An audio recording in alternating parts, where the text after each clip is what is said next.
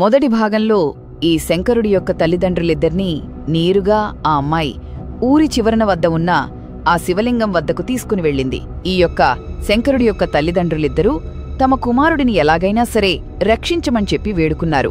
వాళ్ళు ముగ్గురూ తిరిగి మరలా అడవి మార్గం గుండా నడుచుకుంటూ వస్తూ ఉన్నారు. సరిగ్గా కొద్ది సమయానికి ఈ శంకరుడి యొక్క తల్లిదండ్రులిద్దరికీ చాలా దాహంగా ఉంది. వాళ్ళిద్దరూ ఈ అమ్మాయితో, అమ్మా, నాకు ఒక చిన్న సహాయం చేస్తావా? చాలాసేపటి నుంచి మా గొంతులు ఎండిపోతూ ఉన్నాయి, చాలా దాహంగా ఉంది, మాకు కాస్త మంచినీళ్ళు తెప్పిస్తావా? మాకు కాస్త మంచినీళ్ళు తెచ్చి ఇస్తావా అమ్మా? అరే, అంతగా ఎందుకు అడగాలమ్మా? మీరిక్కడే ఉండండి, నేనిప్పుడే వెళ్ళి మీకు మంచినీళ్ళు తెచ్చిస్తాను.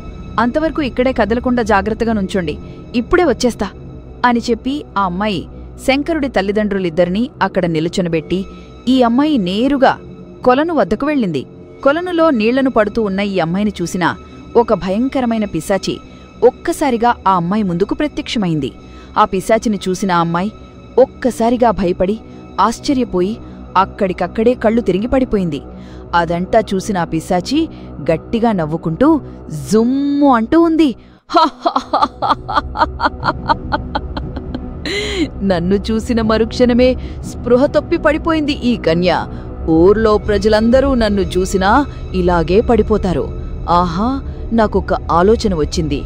ఈమె శరీరాన్ని నేను స్వీకరించి నా శరీరాన్ని ఈమెకు ప్రసాదిస్తే బలి బలి, ఈ అమ్మాయి రూపంలో ఊర్లో ప్రజలందరినీ రోజుకొక్కరిని చంపుకు తినవచ్చు.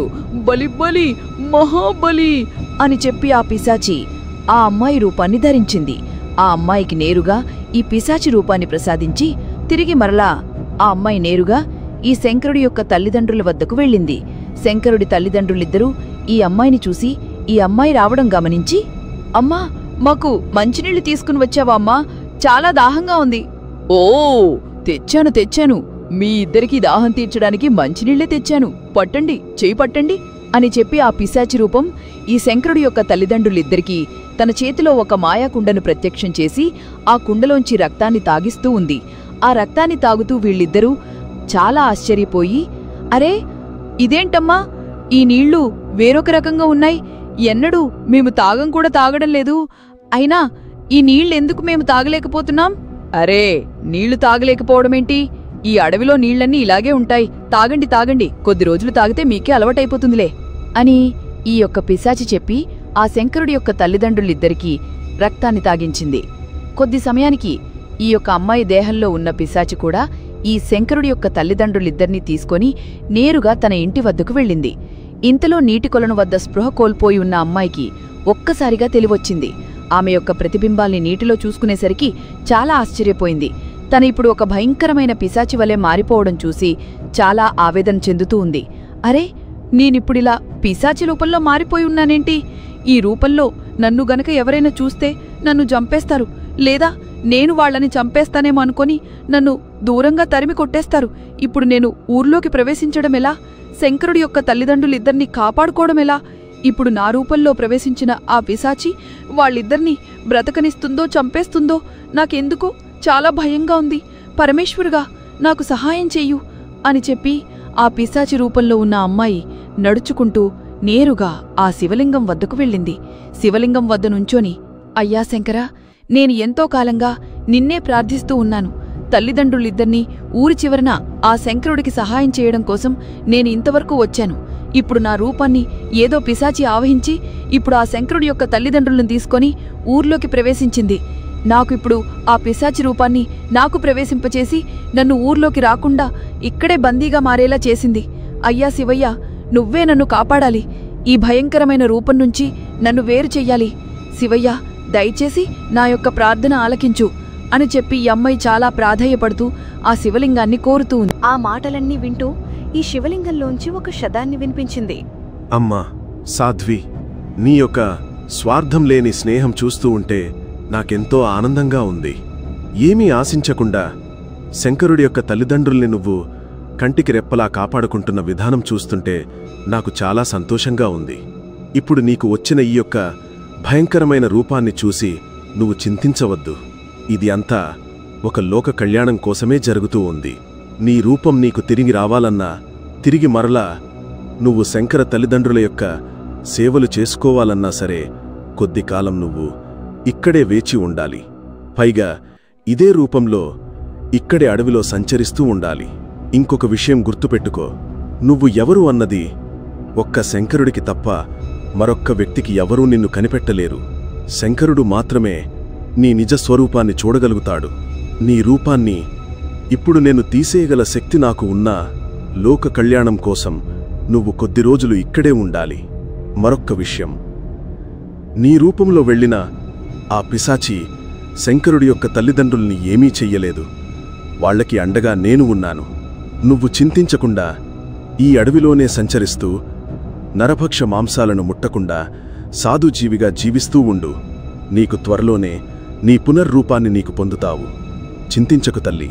తప్పకుండా స్వామి, తప్పకుండా మీ ఆజ్ఞ నేను శిరసావహిస్తాను. ఇంతకాలం నేను నీ యొక్క మాటలు వినడానికి ఎన్నో సంవత్సరాలుగా ఎదురుచూస్తూ ఉన్నాను. ఆ పరమశివుడే నేరుగా నాతో మాట్లాడుతూ ఉంటే నాకు చాలా సంతోషంగా ఉంది శివయ్య. అయ్యా శివయ్య, ఈ జీవితం ఒక్కటే కాదు, నా యొక్క పునర్జన్మలు ఎన్ని ఎత్తినా సరే నీ సేవకే రుణపడి ఉంటాను. నువ్వు చెప్పేంతవరకు ఈ రూపంలో కాదు, ఇలాగే చనిపోవడానికి కానీ నేను సిద్ధంగా ఉన్నాను శివయ్య. అయ్యా శివయ్య, అలాగే నీ ఆజ్ఞ నేను శిరసా వహిస్తాను. ఓం నమః శివాయ, ఓం నమః శివాయ. ఈ శంకరుడు ఆ భయంకరమైన కులంలో దాగి ఉన్న ఆ ముసలితో యుద్ధం చేసి ఆ ముసలిని చంపి ఆ ముసలి యొక్క గుండెని తీసుకుని వచ్చి నేరుగా ఈ యొక్క పాతాళ ద్వారగృహం ముందుకి ఒక్కసారిగా ప్రత్యక్షమయ్యాడు. ఆ యొక్క శంకరుని చూసి తన మిత్రుడు చాలా సంతోషపడి, అరే మిత్రమా, వచ్చేశావా? అరే నువ్వు వస్తావో లేదో అనుకుని చాలా భయపడుతూ ఉన్నాను. ఈ పుట్టి పిశాచాలు నన్ను చంపుకు తినేస్తాయని చెప్పి చాలా భయపడ్డానురా. అరే నిన్ను చూస్తూ ఉంటే నాకు చాలా సంతోషంగా ఉంది. అరే నీ చేతిలో ఆ ముసలి గుండెకాయ కూడా ఉన్నట్టుంది. భలారా భలా, నువ్వు నా స్నేహితుడని చెప్పుకోవడానికి నేను చాలా సంతోషపడుతూ ఉన్నాను. ఒరే ఆ గుండెకాయని వీళ్ళ మొఖాన కుట్టి నన్ను విడిపించరా. ఈ పొట్టి దయ్యాల భారి నుండి నన్ను కాపాడరా మిత్రమా. అరే రంగా, నువ్వేమీ భయపడకు. ఈ పొట్టి పిశాచాలు చెప్పిన విధంగానే నేను ఆ భయంకరమైన కొలంలోనికి దూకి ఆ ముసలిని చంపి ఇదిగో ఆ ముసలి యొక్క గుండెని తీసుకుని వచ్చాను. ఇదిగో పొట్టి పిశాచాల్లారా, మీరు కోరిన విధంగానే ఆ ముసలి యొక్క గుండెకాయని తీసుకుని వచ్చాను. ఇదిగో స్వీకరించండి. మా మిత్రుని విడిచిపెట్టి మాకు పాతాళ లోకానికి వెళ్లే మార్గాన్ని విడిచిపెట్టండి అను ఈ యొక్క శంకరుడు ఆ పొట్టి పిశాచాలతో చెప్పాడు. ఆ మాటలు విన్న ఈ పొట్టి పిశాచాల్లో, భలా భలారా మానవుడా, భలా, త్వరగానే వెళ్లి పని పూర్తి చేసుకుని వచ్చావు. నీలో ఏదో విషయం దాగి ఉందిరా. ఆ పాతాళ లోకంలోకి ప్రవేశించి మీ గురువుని కలవాలనుకున్న నీ యొక్క ఆశ త్వరలోనే నెరవేరబోయేలాగా ఉంది. ఏది ఆ ముసలి యొక్క గుండెకాయ ఏది? నాకు ప్రసాదించు. చెప్పిన విధంగానే గుండెకాయని తీసుకుని వచ్చావు. నువ్వు నిజంగా సాహసవీరుడివే. ఇదిగో ఇదే పాతాళ లోకానికి వెళ్లే మార్గం. ప్రవేశించండి, వెళ్ళండి. ఈ శంకరుడు గురువు యొక్క గుండెని తీసుకుని వచ్చి ఈ పొట్టిదయ్యం ఇచ్చాడు. ఆ గుండెని తీసుకున్న ఈ యొక్క పొట్టిదయ్యం రెండు ఈ శంకరుడితో పాటు తన స్నేహితుడికి పాతాళ లోకానికి వెళ్లడానికి దారిని వదిలింది. వీళ్ళిద్దరూ ఆ పాతాళ ద్వారం గుండా ప్రయాణించుకుంటూ నడుచుకుంటూ వెళుతూ ఉన్నారు. మార్గమంతా చాలా భయానకంగా ఉంది. ఇటు చూసినా భయంకరమైన నిశ్శబ్దంగా ఉంది. అది ఎంతో చూస్తూ యొక్క రంగ చాలా భయపడ్డాడు. శంకరుడితో, అరే శంకరుడా, ఏంట్రా ఇంత నిశ్శబ్దంగా ఉంది? ఎక్కడా చిన్న గాలి శబ్దం కూడా వినిపించట్లేదు. ఈ మార్గం ఎందుకో నాకు భయంగా అనిపిస్తుండ్రా. అరే శంకరుడా, వెనక్కి వెళ్లడమే మంచిది, మనం వెనక్కి వెళ్ళిపోవడమే మంచిదనిపిస్తుందిరా శంకరుడా. నాకెందుకో భయంగా ఉందిరా. అరే రంగా, నువ్వేమీ భయపడకు. ఈ పాతాళ లోకంలోకి ఎలా వెళ్లాలో నాకు తెలుసు. మాకు ఆ గురువుగారు అన్నీ క్షుప్తంగా వివరించి చెప్పారు.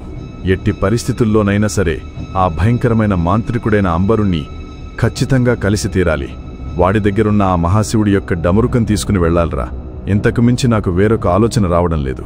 పద, నడుచుకుంటూ వెళదాం పద అని వాళ్ళిద్దరూ నడుచుకుంటూ వెళ్తూ ఉన్నారు. ఇంతలో ఒక్కసారిగా వీళ్లకి ఎదురుగా ఒక పెద్ద బండరాయి దొర్లుకుంటూ వస్తూ ఉంది. ఆ బండరాయిని చూసిన యొక్క రంగా అడలిపోయి గట్టిగా అరుస్తూ ఉన్నాడు. అరే శంకరుడా, రాయిరా రాయి, పెద్ద బండరాయి చూడు ఎంత వేగంగా దొర్లుకుంటూ మన వైపుకొస్తోందో. అయ్యబాబోయ్, పద త్వరగా పరిగెత్తు, ఇక్కడ్నించి పారిపోవాలి పద. అది ఎంతో చూస్తూ ఈ శంకరుడు మాత్రం కదలకుండా అలా నిశ్చలంగా నిండిపోయాడు. తన శక్తితో ఆ బండరాయిని ఆపడానికి చాలా ప్రయత్నిస్తూ ఉన్నాడు. ఈ రంగ కూడా తన స్నేహితుడి కష్టపడటం చూసి తను కూడా సహాయం చేస్తూ ఉన్నాడు. కొద్ది సమయానికి ఆ బండరాయిని కొద్దిగా మీదకు తోస్తూ వీళ్ళిద్దరూ ఆ బండరాయిని ఒక్కసారిగా వెనక్కి నెట్టేశారు. ఆ బండరాయి వెనక్కి దొర్లుకుంటూ వెళ్లి ఒక్కసారిగా పేలి ఒక దేవకన్యలా ప్రత్యక్షమైంది. ఆ దేవకన్య నేరుగా ఈ యొక్క శంకరుడి వద్దకు వచ్చి, కుమారశంకర, ఇంతకాలం నీ రాక కోసం ఎదురుచూస్తూ ఉన్నాను. కొన్ని వందల సంవత్సరాలుగా ఈ భయంకరమైన రాక్షస జాతికి చెందిన ఈ అంబరుడి యొక్క మాయాజాలంలో బందీగా ఉండిపోయాను. ఇంతకాలానికి నన్ను వెనక్కి నెట్టే మహాబలశాలివైన నువ్వు ఇప్పటికి ప్రవేశించినందుకు నాకు చాలా సంతోషంగా ఉంది. నీవల్లే ఇప్పుడు నేను శాప విమోచనం పొందగలిగాను. కుమారా, శంకర, అడుగు, నీకు ఏం కావాలో అడుగు. ఖచ్చితంగా నేను నీకు ప్రసాదిస్తాను. నాయనా, కొన్ని వందల సంవత్సరాలుగా బందీగా ఉన్న నాకు ఇప్పుడు విముక్తి కల్పించావు. శంకర, నీకు ఏం కావాలో కోరుకోనాయనా, ఖచ్చితంగా నేను నీకు సహాయం చేస్తాను. విజయీభవ శంకర, విజయీభవ. మీ కార్యంలో విజయం మీకు సంభవిస్తుంది. ఎట్టి పరిస్థితుల్లోనూ వెనుకంజ వెయ్యొద్దు. ఆ యొక్క అంబరుని యొక్క పొగరును అణచి వారిని నాశనం చేసి మహాపరమేశ్వరుని యొక్క ఢమరుకాన్ని తీసుకుని వెళ్ళు నాయనా, నీకు విజయం కలుగుతుంది. అరే, ఏంటిదంతా? ఇదంతా ఒక మాయలా ఉంది. ఒక బండరాయిని తోస్తే ఆమె ఒక దేవకనిలా మారిపోయిందా? నిజంగా నాకిదంతా చూస్తూ ఉంటే ఒక మాయలా అనిపిస్తూ ఉంది. సరే మాత, నీవెవరూ మాకు తెలీదు. నా వల్ల నీవు శాప విమోచనం కలిగిందంటే అంతకు మించిన సంతోషం నాకు లేదు. కాని మాత, నేనొక చిన్న కార్యంపై ఈ పాతాళలోకానికి వెళుతూ ఉన్నాను. అక్కడ నీవు అన్న ఆ భయంకరమైన అంబరుడి యొక్క ఉండే ప్రదేశాన్ని నాకు కాస్త తెలియజేవా? ఆ అంబరుడిని కలిసి కొన్ని కార్యాలు నేను చేపట్టాలి. చెప్పు మాత, చెప్పు. ఆ అంబరుడు ఎక్కడుంటాడో నాకు తెలియజేయి మాత. దయచేసి నాకు ఈ ఒక్క సహాయం చేసి పెట్టు.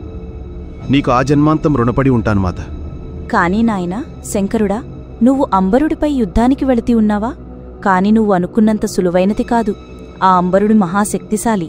భూతప్రేత పిశాచాలను తన అదుపులో చేసుకోగలిగిన మహాప్రేతాత్మశక్తులను కూడా తన వశీకరణం చేసుకున్నాడు. వాడికిప్పుడు 2 అనుచరులు కూడా ఉంటారు. ఒకడి పేరు బకాసురుడు, మరొకడి పేరు డింభరుకుడు. వీళ్ళిద్దరూ చాలా శక్తివంతమైన ప్రేతాత్మ పిశాచాలు. వీళ్లను జయించగలిగితే తప్ప నువ్వు ఆ అంబరుడున్న ప్రదేశానికి చేరుకోలేవు నాయనా. అంబరుడి ప్రదేశం ఎక్కడుంటాదో చెబుతాను, జాగ్రత్తగా విను. ఇలా 200 మైళ్లు ప్రయాణించిన తరువాత ఒక కపాల గృహానికి గుహ కనిపిస్తూ ఉంది. ఆ గుహ చుట్టూ ఇటు చూసినా మృత కళేబరాలతో పాటు అస్థిపంజరాలతో నిండిపోయి ఉంటుంది. ఆ ప్రదేశంలో ఒక పెద్ద గంట ఉంటుంది. ఆ గంట సరిగ్గా రాత్రి 12 గంటల సమయానికి ఈ అంబరుడి యొక్క శిష్యులిద్దరూ వచ్చి ఆ గంటను మోగిస్తారు. ఆ గంట సమయంలోనే ఒక మాయాద్వారం తెరుచుకోబడుతుంది. ఆ ద్వారం గుండా ప్రయాణిస్తే ఖచ్చితంగా నువ్వు అంబరుణ్ణి చేరుకోగలుగుతావు. కాని ఒక్క విషయం, ఆ యొక్క అంబరుడి యొక్క అనుచరులను జయించడం చాలా అసాధ్యంతో కూడుకున్న పని. వాళ్ళిద్దరూ చాలా శక్తివంతులు. నీ బుద్ధిశాలితనంతో వాళ్ళిద్దరినీ జయించి అంబరుణ్ణి జయించు నాయనా.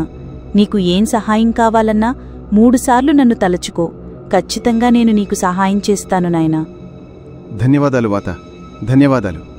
ఇక నేను ఖచ్చితంగా ఆ అంబరుణ్ణి జయించినట్టే. మీలాంటి దైవ సమానులు నాకు సహకారం చేస్తుంటే ఖచ్చితంగా వారిని నేను సాధించగలుగుతాను మాత. కానీ ఒకటి, నన్ను నమ్ముకొని వచ్చిన ఇతడికి మాత్రం ఎటువంటి హాని కలగకుండా మీరే రక్షించాలి.